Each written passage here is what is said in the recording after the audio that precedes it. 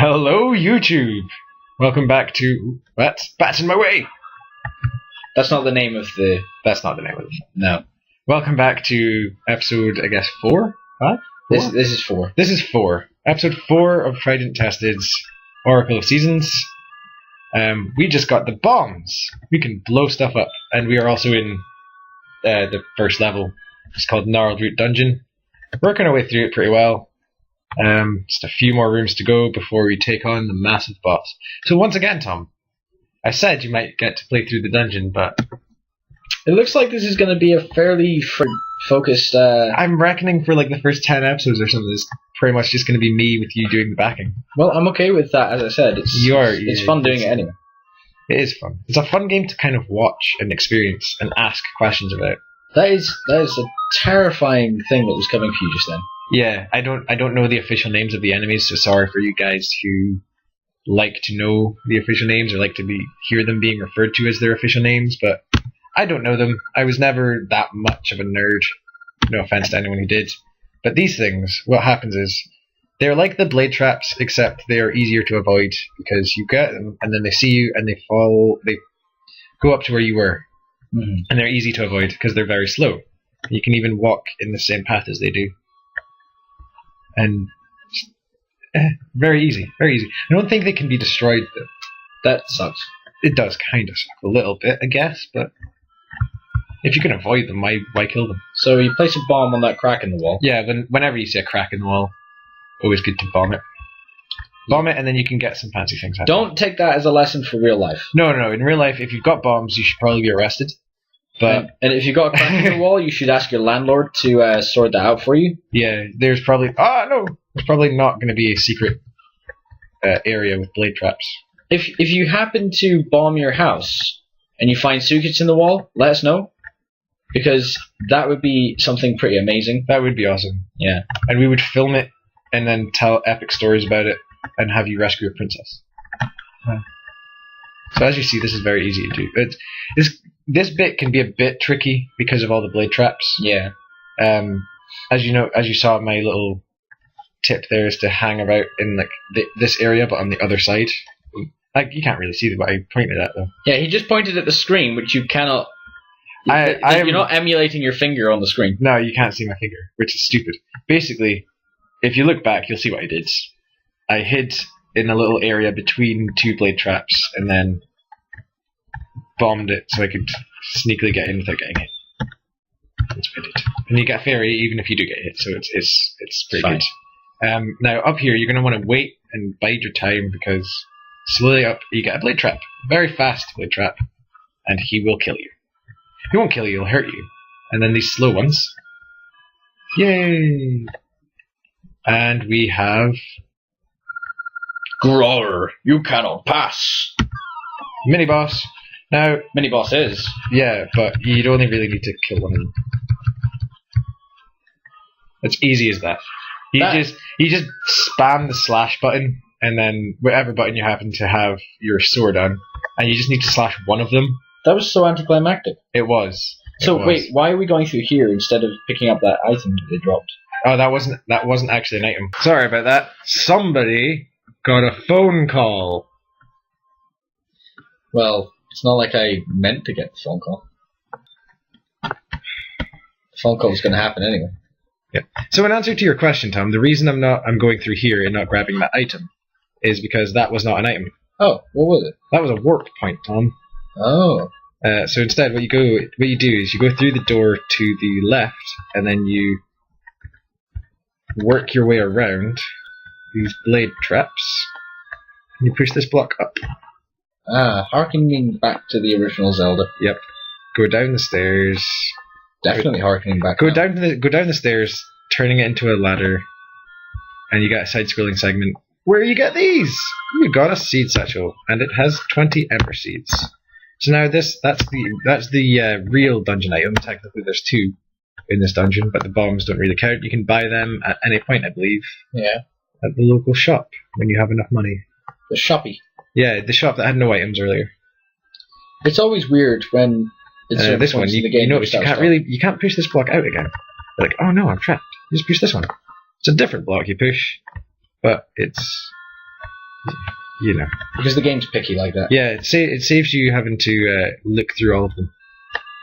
It's right next to the old one. And you just go back through. And now that we've got the Ember Seeds, now we collect the item.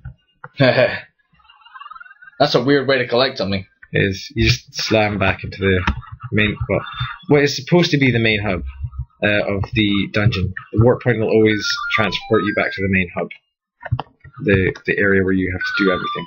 And you throw your Ember Seeds on these torches and they light. Nice. Go through the door and you come into this room. When you hear that noise in a room after you've got the compass, that just means that you've got a key in that room. Okay. A secret hidden key that you must collect. And you kill those guys and it appears. Da, da, da, da. They could do with some renovating in this room. There's two massive, just gaping holes in the set, like both sides. Yep. I can't remember where to go. Oh, that's fine. I can go to the rocks. Yep, you just go down here.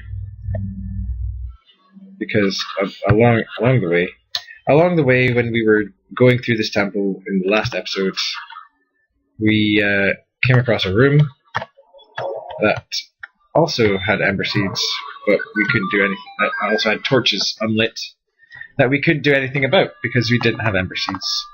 Because this is horror. So we're going to go back here, push this block, back into one of the first rooms we went into.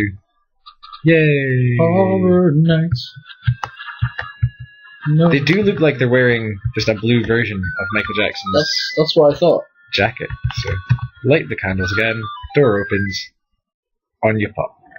Now this room has the power to cause nightmares.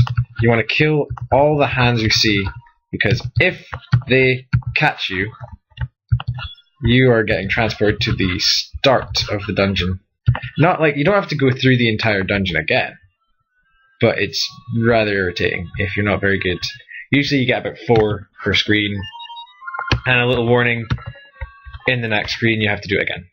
So you got a ring. I got a ring and it told me to get it appraised later.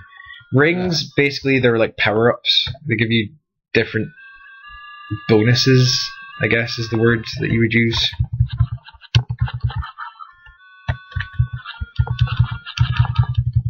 Creepy hands. Creepy hands. Sorry I'm not talking through there, I hate these things. These are called wall masters, by the way. There are a few like the bad guys that I do know the official name of. Oops. Also, you can use your fire to burn the bushes. A little fun thing. Just burn the bushes. There's a fairy there, but you don't. There is a fairy. We don't need it. I don't need it though. And then you go through this big key door to find the boss. And look who it is. It's a dragon. It's a unicorn dragon. It is. You just slash him in the horn. Ow. That unicorn dragon is kind of a pussy. Yeah, you just hit him in the horn repeatedly until he dies. You got a heart container. I got a heart container. Once again, Tom, you didn't get to play. I managed to get through an entire dungeon without dying. Yeah. I didn't do that when I was playing it by myself, which is weird, because apparently when you're doing Let's Plays, when you're recording and commentating, apparently you're supposed to be worse. But this That's doesn't just not seem to true. be the case. So you just go up and grab this mouth-looking thing. Fertile soil. It looks like a weird face.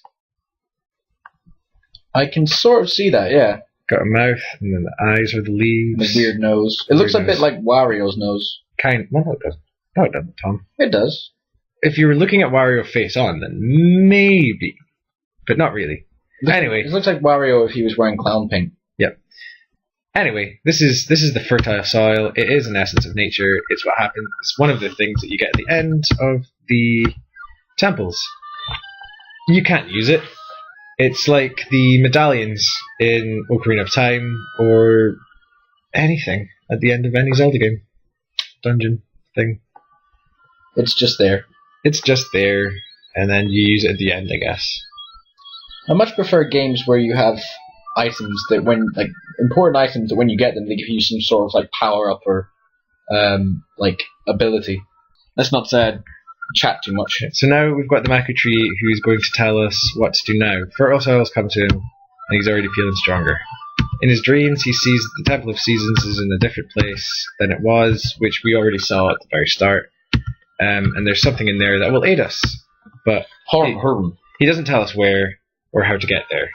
So I think now is a good place, once we've just completed this temple here, to end off.